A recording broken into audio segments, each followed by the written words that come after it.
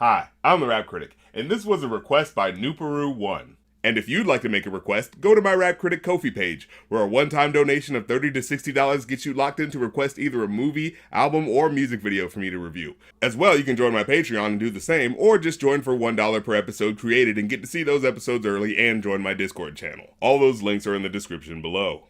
So let's talk about bragging in hip-hop. Now, as we all know, the genre as a whole was rooted in rap battles, which are all about building up how awesome you are and how whack the other person is. So, as far as rap was concerned in the early 90s, there wasn't a ton of room for vulnerability. Sure, hip-hop has always been rooted in struggle, and there were always songs where rappers would talk about their problems in relation to an unfair system that he and people like him had to live under. But, you know, they still wanted you to think they were cool. Like, let's not get it twisted, even the socially conscious Public Enemy and KRS-One type rappers still wanted you to think they were badasses for bucking the status quo and giving you the harsh truth. And for rappers who do detail their struggle, it's usually portrayed in a pretty serious way, or at least in a way that shows how they pride themselves in their resilience in getting over their shortcomings in life. But absolutely none of that bravado was present on Skee's I Wish, his smash hit song from 1995. I wish I was a little bit taller, I wish I was a baller, I wish I had a girl who looked good, I would call her. This song is specifically about yearning to be cool, desperately hoping for the good life while being woefully disappointed with reality. And the music sets the stage pretty well, with two incredibly well-used samples. One from Shantae Moore's Love's Taken Over, a soft, harmonious, high-pitched sample in the hook that I could swear was the sound of someone whistling. But nah, it's actually the original singer's voice. Wish I had a rabbit in a hat with a bat and a 6'4" father.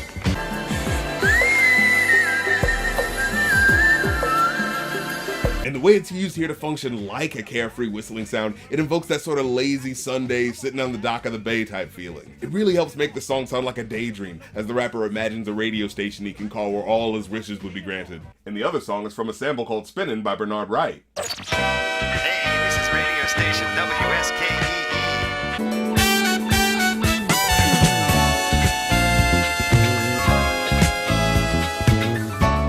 Which plays under him when the radio station intro call happens, almost as if the sample actually is one of those songs radio DJs play in the background while they're talking.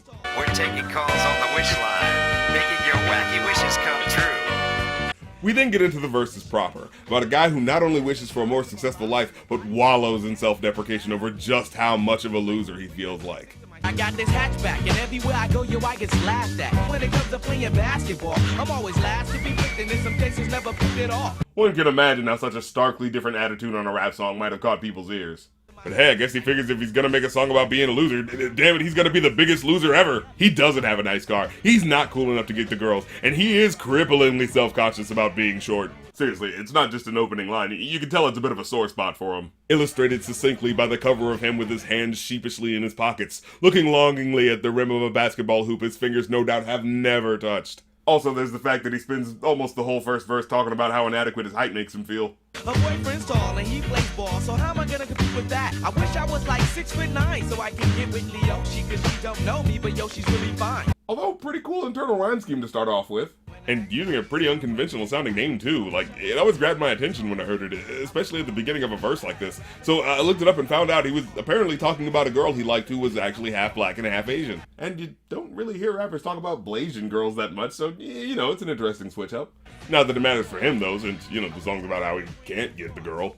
Dag y'all, I never understood black, why the jocks get the fly girls and me I get the hood rats. Oh wait, so I guess he can get girls, but just not the really hot ones? Kinda goes against the fact that the song's about what a no-ass getting loser you are if you then turn your nose up to the ones who aren't up to your standard. I'm such an absolute loser, no girl would ever give me a chance. Well, I was actually gonna go to a movie later if you wanted to join Well, not me. you, hood rat, ew. Now, where was I? Oh yeah.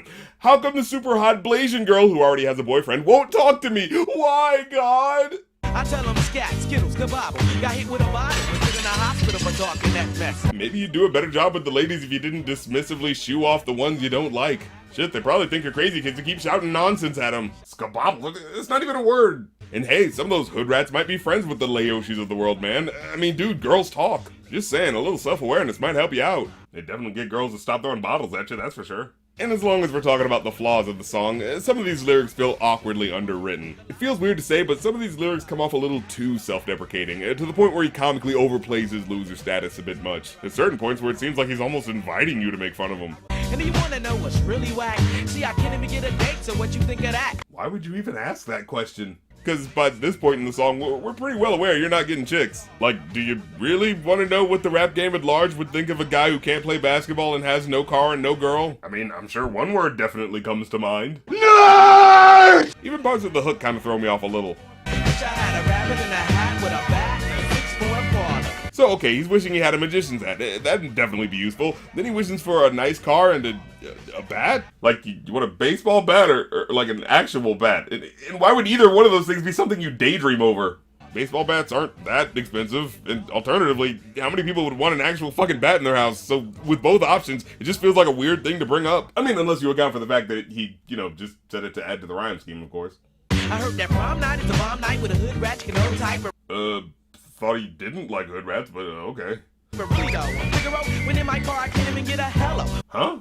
This doesn't make any sense. He's saying, I wish I was a cool guy getting laid on prom night, but instead he's Figaro and can't get anyone to talk to him? Like, are you talking about the famous opera character? So you're saying you can't get anyone to talk to you, but the song everyone knows about Figaro from that opera is literally about how everyone keeps calling his name because he's so popular.